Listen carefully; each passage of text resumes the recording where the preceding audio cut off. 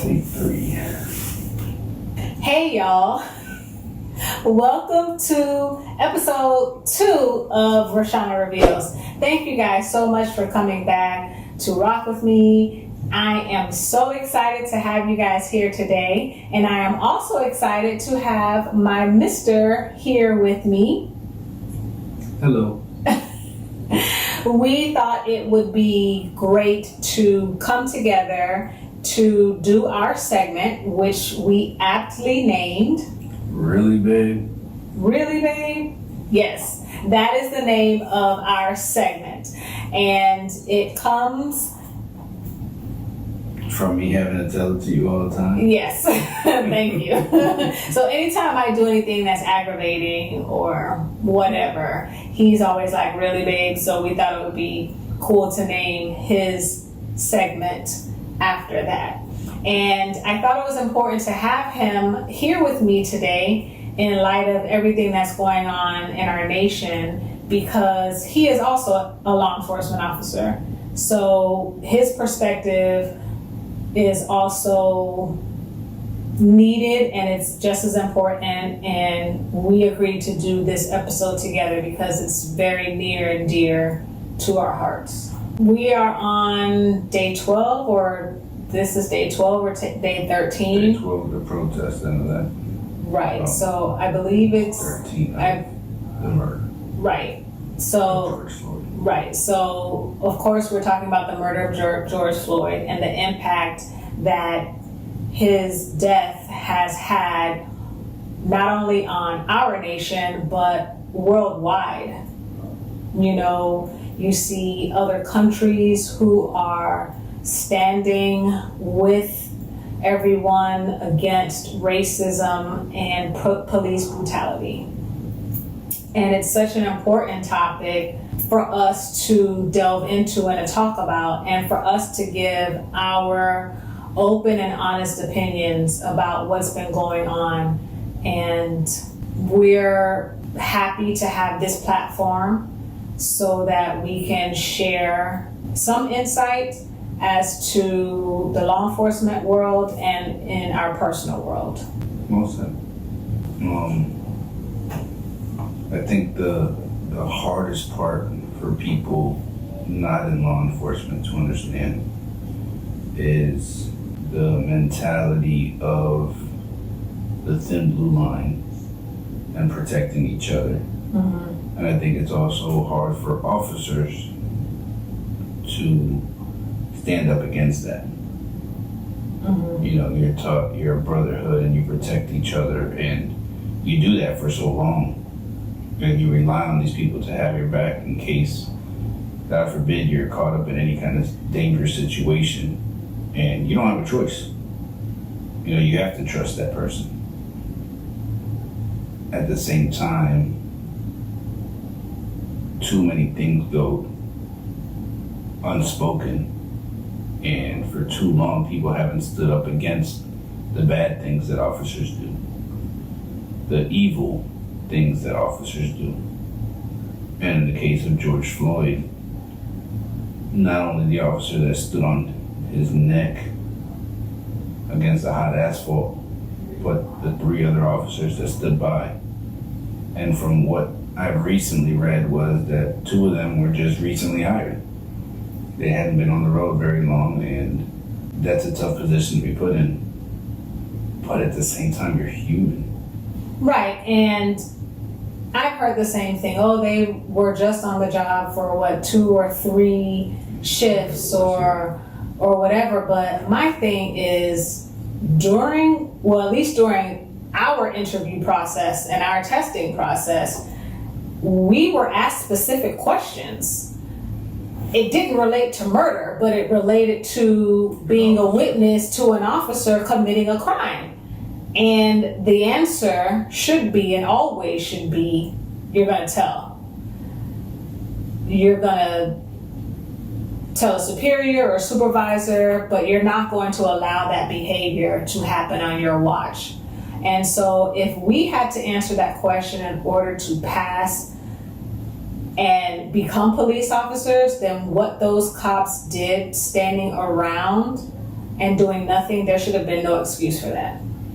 At least in my book, there should be no excuse for that. Yeah, you're a newbie and you don't really, feel comfortable standing up to a veteran, but my thing is, it doesn't matter. You're talking about someone's life. Right. Your job or someone's life. You gotta be willing to lose your job if it saves a life. Period. Point blank. You can't be afraid to lose your job over another person's life. The value is very different. Mm. I think a lot of people are coming out now and speaking out now, which is great. Don't get me wrong, it's great. But then you also have people speaking up about they shouldn't be rioting, they shouldn't be looting, it should be nonviolent, they should just protest and not riot. Well, they tried that. Minorities have tried that for a long time, especially black people in America. They've tried that for an extremely long time. It hasn't gotten them very far.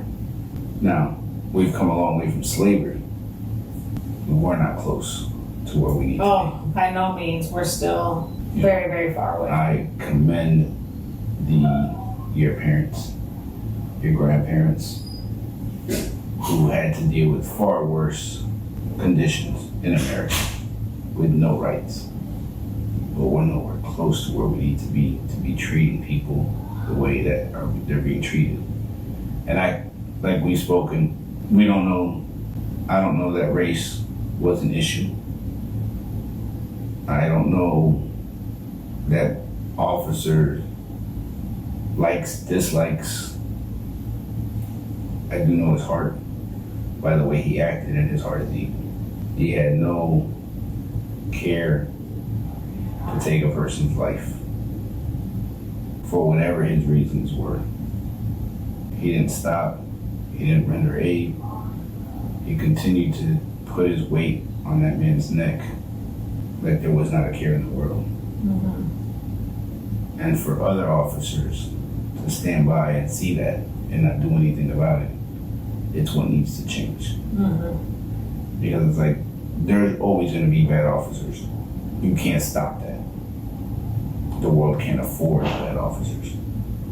And the world can't afford for other officers to be quiet. Because you can look yourself in the mirror and say, oh, well, I've never done it. But if you haven't stopped it and you saw it, you're just bad. I think now we should be able to stop hiring bad officers. How you measure that and how you test for that and how that, is imposed, it's something that we're gonna have to look in, further.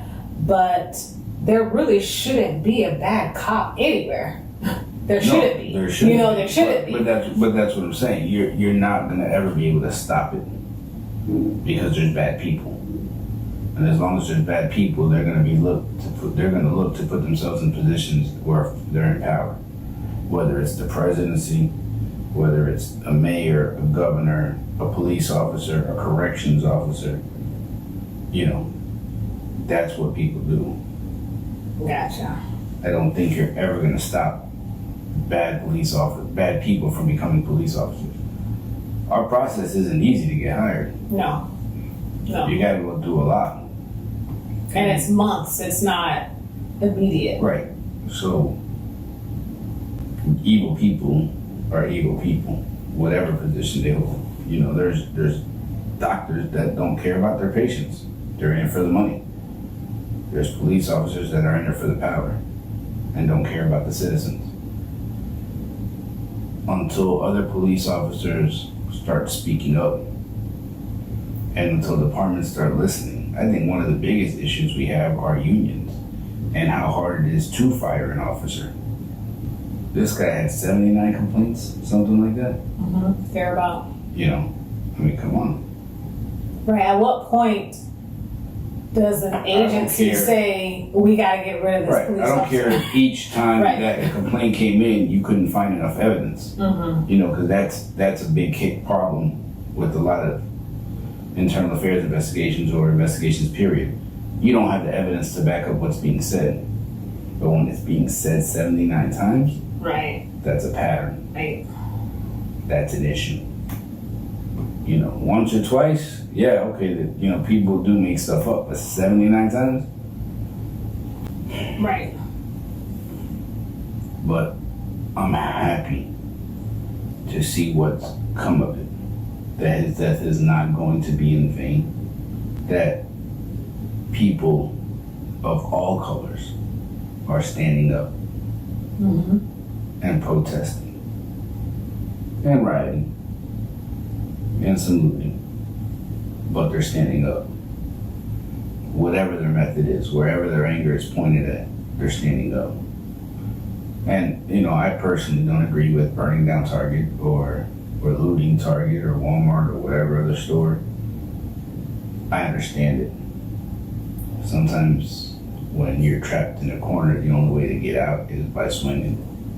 And you swing at whatever's in your way. You know, as a police officer, it sucks because then good and bad officers are put out there to stand between the protest and the rioters and the property. And that's a difficult position to be in as an officer who agrees with the injustice that happened. You know, you're on the side of it should have never happened, and now I got to stand out here and protect property because some officer, pardon my French, but really messed it up. Yes. Really messed up. No, and messed up is too light of a word. Yeah, no. I would like to say F them. what I want to say, you know, but I know that this is going to get posted on social media and some channels that's not allowed. So, Right. you know, because all of this is coming about because 4 officers couldn't do their job properly. Refused to do their job properly. Right. Not couldn't do. No, They could have done, purposely. but they refused to do their job. Right. And murdered somebody. Correct. Murdered George Floyd. I'm happy that his death is not going in vain. I'm happy that it's brought about so many people and so many channels and so many shows that are constantly on this topic because it's something that is long overdue. For so many years, Black people in America have been oppressed. Whether it was not having the right to vote, whether it's being told you're 3/5 of a man, that's how your vote counts. You're not allowed to use the same bathrooms. Hell, you can't go to the same schools. We've come a long way from slavery. We're not close to where we need to be. No. Not even. Not for any race in this country. White, Black, Hispanic, Asian, it doesn't matter. We're not where we need to be. You know, this country has a history of oppressing minorities.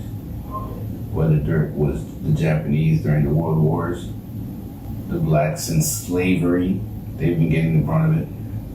The Hispanics and the immigration issues, you know, the Muslims and Trump blocking all the borders from them. It's a systematic issue. And it's not just Trump. Trump's the most recent to have these issues. And whatever side of the fence he lies on with race, you know, he's had many issues with race before he became president, and people still voted for him. What does that say for us as a country, as a nation? You know, this stuff isn't new. He was a slumlord. He's been on record of saying he doesn't want Black people to have his money. They used to hide his Hispanic staff and Black staff whenever he would visit his hotels. It's a long record, but it's not just him being in presidency that allowed this to happen. This has been happening forever. And it was Obama before him, and Bush before him, and Clinton before him, and Bush again, and Reagan, and it goes back past Nixon. We have an issue in this country, and it's finally being brought to the light of other races, not just Black people dealing with it, because as long as it was in the ghettos, as long as it was in the hoods, white people didn't see it. Hispanic people were too new to this country to stand up for it. You know, like I always tell everybody, my dad was just happy to be in this country. He didn't worry about voting at the time. You know, he was worried about his job and getting the rest of us over here and building a future for the kids. But now as kids, we vote. You know, we're American, we vote. Even though we have Spanish heritage, you gotta stand up for that and you gotta do what's right. And I hope that all these people that are protesting, all these people that are out in those streets are voting this election, because that's where real change happens. Yeah, and real change doesn't just occur with voting. It occurs with economic dollars as well, you know? And I say that because I saw a post today that was sent to me, and I'm sorry I can't remember the name of the gentleman, but he really made some good points in stating that yes, we have to vote, and yes, you know, we need to have our voices heard, but to frequent Black businesses and put our dollars into Black banks and to be able to support one another economically is also where change occurs. And that's powerful stuff as well. You know, you made a great point in saying that this systemic racism has been occurring for so long. How do we get it to stop? I think Put your money where your mouth is. right. You know? But you also got to, it starts at home. And you got to teach that to your kids, because the kids are fed TV. And I'm guilty of it. Jordans, $200 plus sneaker every time it comes out. And granted, I didn't buy them till I could afford them. But as a child, I always wanted it. Because why? It was the coolest sneaker. When you're spending your money on material things that don't bring back a profit, we're not taught to invest. We're not taught the same values about money that our white counterparts. And I'm not saying all white people, because there's very underprivileged white people that also have issues. But because of the education system being the way it is, where your taxes fund your city, so low-income cities have low-income schools, the main focus is making sure the kids eat. You see all the programs. Kids might not have food if they don't go to school. Yeah. When that's your focus, when the focus at home is just coming up with rent at the end of the week or the end of the month to stretch your paycheck so you can have food at the house, how are you going to have time to worry about what store you're shopping at? You understand what I'm saying? You're not. You can't think about that stuff because your focus is so narrow on what's in front of you. Where upper middle class and upper class, they're starting 401s for their kids. They're starting college funds for their kids. Right, before they're even born. Right. You know, and that's where that shift has to change. That's how economics changes. Good point. I think the death of George Floyd is bringing about a lot of conversation. Proper conversation. Because even at work with some of the officers, and I don't get on them for being racist, but sometimes they say ignorant things as to what's going on, and only because they don't know. They haven't had to deal with it other than from work. And when you're only dealing with it from one side, it's very difficult to understand the other side. You know, it's very difficult to come to terms with your race or your job constantly being looked at as evil. Well, it's also very difficult for minorities to have to deal with brutality. Of course, and that's what I'm saying. Police brutality. That's what I'm saying. So, these conversations that are coming out of it are so important. Because forever it's only been Black people fighting for Black people, Spanish people fighting for Spanish people. Now everybody's paying attention to what's going on and what's been going on, and now they're seeing it. Oh my God, it's not just this person, but it's this person and this person and this person and this person and this person, and then you see a name of 32 people in the last couple of years, and now you start seeing younger generations standing up to their racist parents or teachers or right. You know, listen, I was in Walgreens the other day in uniform, and a little 15-year-old girl flicked me off as she walked out the door. It bothered me as an officer. I smiled because I'm all for fighting a system that's broken. Whether you do it from within or from outside, I'm all for fighting a system that's broken, and this system is broken. This system has been broken. Yeah, it has been for a long time. But I urge people to not stop fighting. Oh no, this is one of those things where And I've said this a few times over the course of a few events. From my point of view, as a Black female and as an officer, we talk about wanting to make necessary changes. You and I had to start our own nonprofit organization in order to begin to have that change manifest where we work.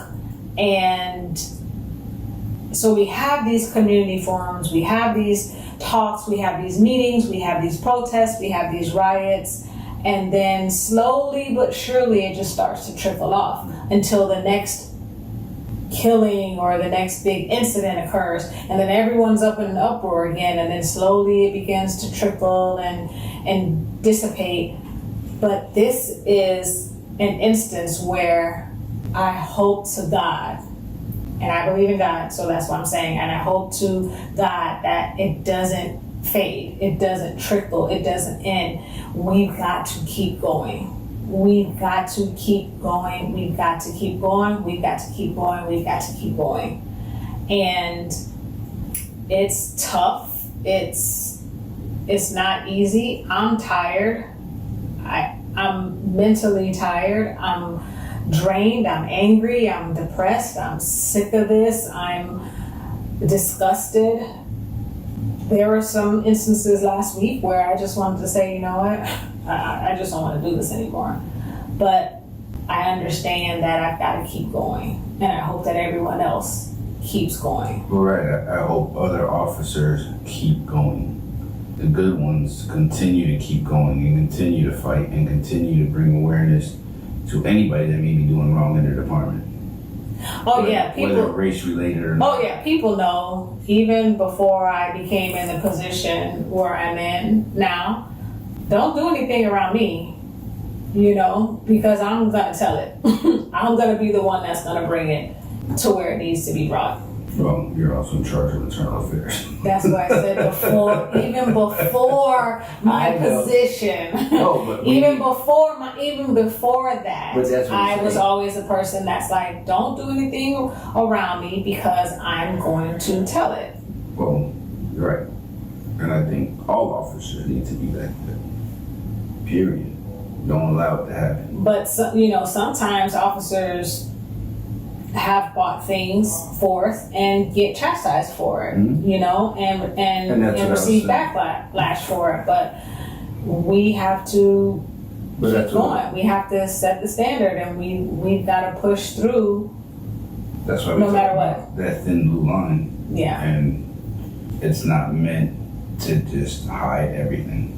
It's meant to protect each other while doing our job, while doing the right thing, while helping citizens. We always watch each other's backs. It's not about watching each other's back while they do something bad, while they do something wrong, while they break the law.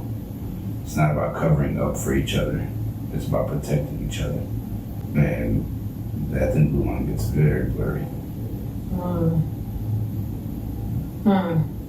Well, it's not just now though, you know, with these protests continue while the trial goes on.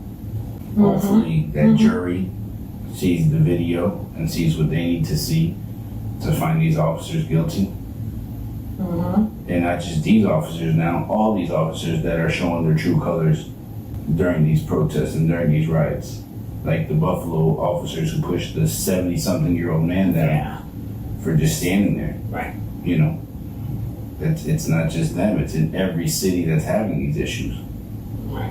And their police departments and their cities and their municipalities and their states need to do the right thing and bring charges forward. They need to stop protecting officers. They need to stop dropping cases. They need to file these cases and file these charges because it's the only way that's going to stop. So we only have less than 5 minutes. I'm trying to look at the time. And this is such an important topic that we're definitely going to continue to have this conversation. We feel that it's imperative to continue speaking and continue talking. But I just wanted to offer a post that I actually put up last week. I am Black. I am female. I am a police officer. I do not take either one lightly and fully understand that at times I am very proud of each, but also at times I feel very conflicted. I know I should never have to choose one over the other, but this past week has been different and difficult to process. I am proud of the profession God chose for me, and I absolutely love the community I serve. However, today, this uniform feels heavy. The sadness I feel is overwhelming and stems from a deeper place within my soul. The oath I swore to protect my community is much more than a statement. It is my life. Just like it is my oath to protect my children because they are my life. To know there are others in my profession who have taken a similar oath but devalue life is not only vile but very scary. To know there are others in my profession who constantly mistreat my Black and brown family members, neighbors, and friends is downright disgusting and completely unacceptable. My head is hurting, my heart is hurting, my soul is hurting.